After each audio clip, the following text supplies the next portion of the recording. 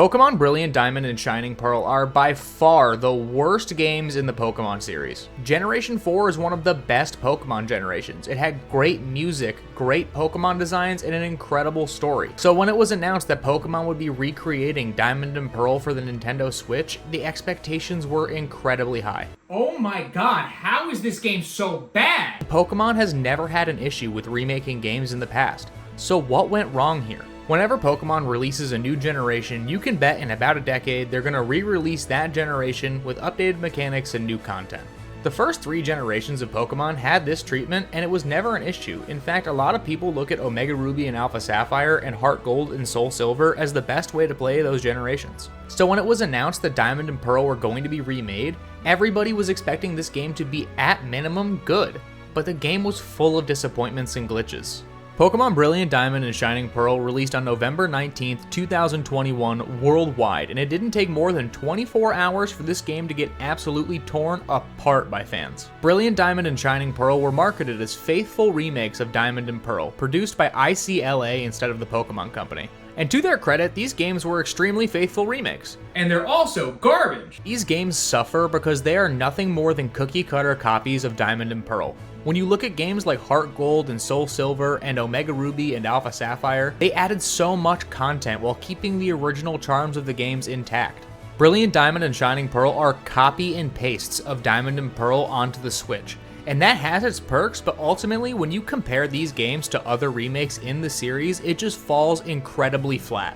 What Omega Ruby and Alpha Sapphire did so well is that they took Ruby and Sapphire and gave them faithful remakes with new content, but also took things from Emerald and gave it attention too. Brilliant Diamond and Shining Pearl ignored that Platinum existed in its entirety. In order to pay homage to Emerald, Pokemon Omega Ruby and Alpha Sapphire had the Delta episode at the end of the game. And there is nothing like that in Brilliant Diamond and Shining Pearl. The Delta episode was a good way to add a little bit of extra content to the end of the game, and one thing that Diamond and Pearl struggle with was endgame content.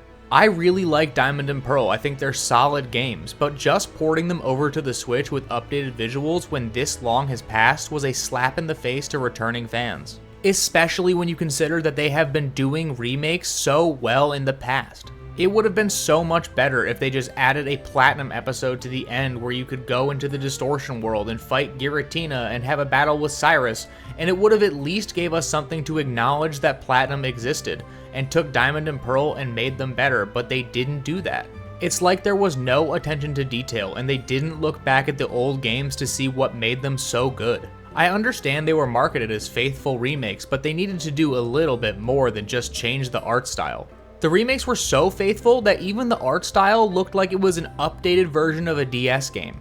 Brilliant Diamond Shining Pearl has the art style of Diamond and Pearl with the chibi sprites that look extremely childish. Now, I understand at the end of the day, this is a kids video game series. But when you come from Pokemon Sword and Shield and you have games that look that good and you make the next game in the series look like a port of a DS game, it just is a slap in the face. If this were to have come out on the 3DS, I would say that this art style is acceptable. But this came out on the Switch after we just had something like Sword and Shield, so how does it look this bad? Combine that with the fact that this game had countless visual bugs and it was a nightmare to play. There was even problems with the attention to detail in the art style. Some characters got so much more treatment than others and it made it look weird.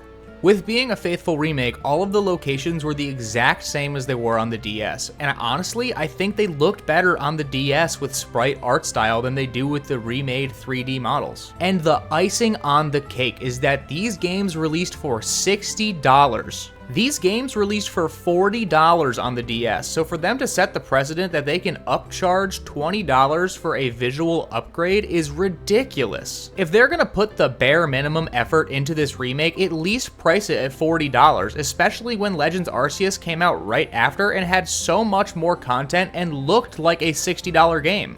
There were even parts of this game that feel like a downgrade when you compare it to the DS version. One of the main complaints about the modern Pokemon games is that it's gotten too easy, and this game had the ability to change that. But they completely fumbled by making the XP share always on. That means you could use one Pokemon throughout the entire game and have all of your Pokemon still be almost equal level to it, which took away any of the challenge from the game. If they're gonna do that, at least make it an option to toggle it off for people who want to have that level of challenge. You used to get punished for playing like that, and now it's encouraged.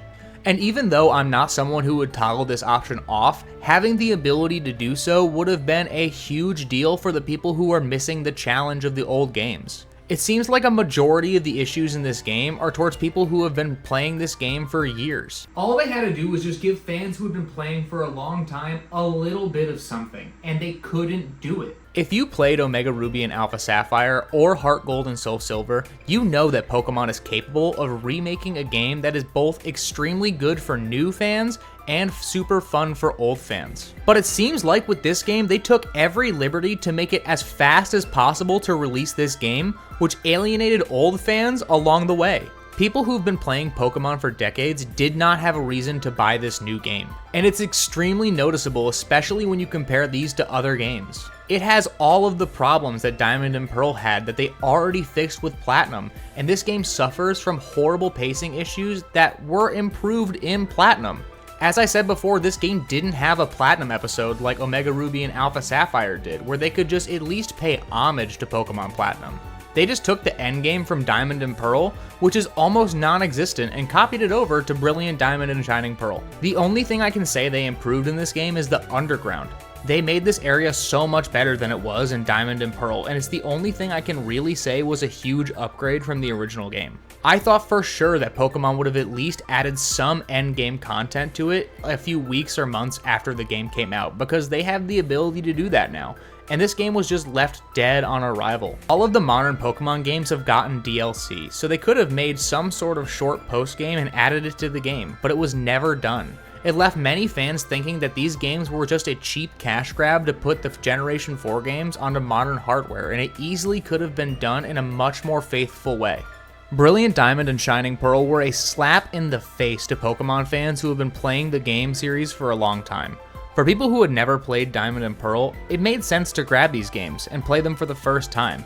But for $60, a remake that does nothing new is extremely unfortunate for Pokemon to go down this path. It's like they decided to alienate their returning fans and their new fans, and ultimately, I did play this game all the way through, and the only thing I can say is that I really like the Underground and the Elite Four.